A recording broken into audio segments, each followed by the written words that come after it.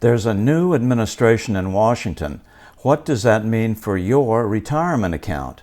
There's a lot of uncertainty, and markets hate uncertainty. But if you qualify, you may be able to convert your retirement account into solid gold. Protect with a gold IRA this month, and Noble Gold will gift you with this stunning solid silver Apollo 11 commemorative coin from the U.S. Mint.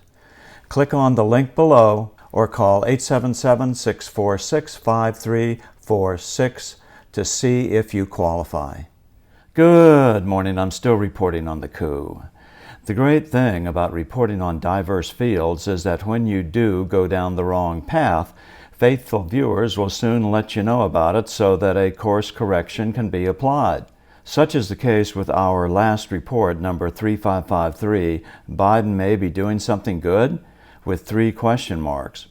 The 3 question marks should have told you everything you needed to know about how sure I was that Biden was up to something good.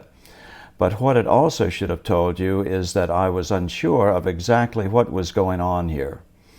But it didn't take long for my old friend Mr. Wizard from Southern California to chime in, and now I am reasonably well informed on the topic of net neutrality.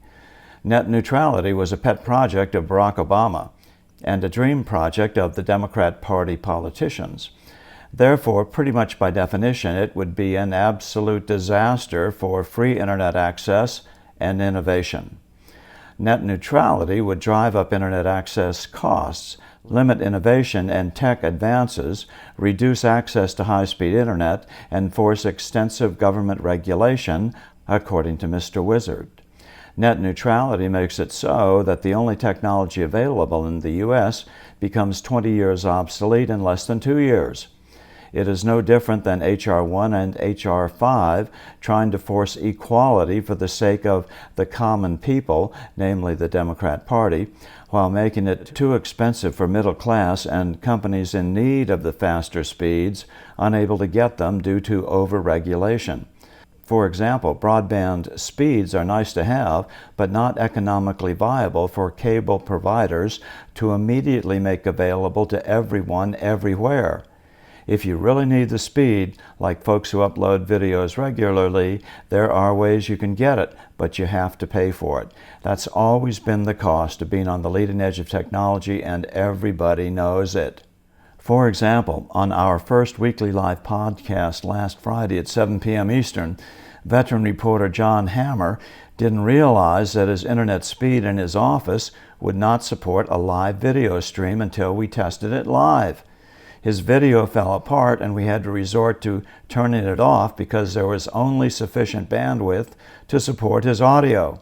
So the fix was not to cite new government net neutrality rules and therefore demand that the cable provider make higher speed internet available in every corner of his property for no increase in price, which is probably what net neutrality rules would demand. The quick fix was to buy a reel of Cat7 Ethernet cable and run it from his existing modem out directly into his laptop in his office. Problem solved in one day through good old American ingenuity, not overbearing government regulation. So that's point number 1. Point number 2 is the collusion with the Chinese Communist Party, which in essence net neutrality would encourage if not demand. Why? The Democrat Party is partnering with China because they are quickly becoming the party of anti-Americanism, and what nation is more anti-American than Communist China?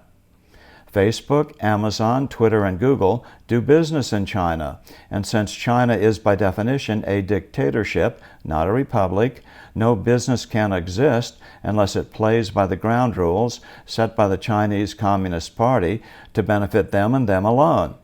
They are the ultimate big brother of the coming New World Order, in which to win this battle must insist on the abolition of national sovereignties worldwide. Can't have no power competitions if you want to head up a thriving world dictatorship. Now, the folks at Facebook, Amazon, Twitter, and Google don't see it this way. This is what they see. China's population is over 4 times as large as the U.S. That's a whole lot of new potential customers. And if you have to cut some philosophical corners to get there ahead of the rest of the pack, well, at least you'll be on top of the New World Order pile. What does big tech have to give up? Well, of course the agreements are secret, but no doubt it is some degree of access to the U.S. network, whether they realize it or not, which China would not get otherwise. China is the biggest hacker of private data worldwide, and our military and intelligence partners want no part of the Chinese Communist Party.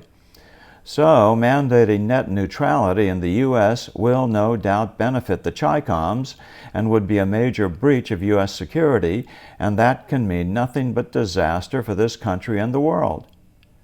Besides, net neutrality does absolutely nothing about the censorship issue, nor the denial of service for those that break policies of the providers, nor does it do anything to limit the sale of private data to the U.S. government and U.S. fusion centers in violation of the Fourth Amendment to the U.S. Constitution. Though Ms. Khan, an associate professor at Columbia Law School, did say we should allow businesses that have a new product or service that they want to bring to market to be able to compete on the merits of that product or service. That is a commendable goal and guideline, but if she's pushing net neutrality to achieve that, that goes completely against an open free market for new products and services, and Khan's nomination should be strongly opposed and blocked. One also needs to consider U.S. patent law. The time to enforce antitrust actions is when the big companies are acquiring other companies, which has pretty much already happened, and we refuse to do anything about it at the time. If someone invests money into getting a patent, they should be allowed to recoup their investment over the life of the patent, which is 18 years if one does all 3 renewals. The government can't just arbitrarily take a company's patent investment from them to give to competitors, as that is a taking that violates the 5th and 14th Amendments of the U.S. Constitution. And U.S. patent protection and other intellectual property protection is written directly into the U.S. Constitution. But the FTC can block and have prosecuted the collusion between the big tech companies, which was exposed in recent Senate committee hearings to have been a frequent occurrence. But the government has not interfered with nor prosecuted such behaviors, claiming they don't have the knowledge or skills to do so. The real reason they haven't is because the deep state and the Democrat Party benefit from the illegal collusion. It's a simple case of power over patriotism, and if you don't believe in national sovereignty anyway, then there's nothing to be patriotic to. If Ms. Khan becomes FTC commissioner, it will only get worse, and anyone who promotes net neutrality should be immediately rejected from consideration. I'm still reporting from just outside the citadel of world freedom. Good day.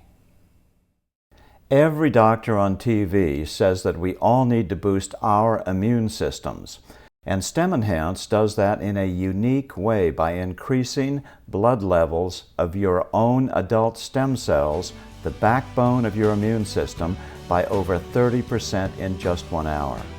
Click on the link in the description box below for details.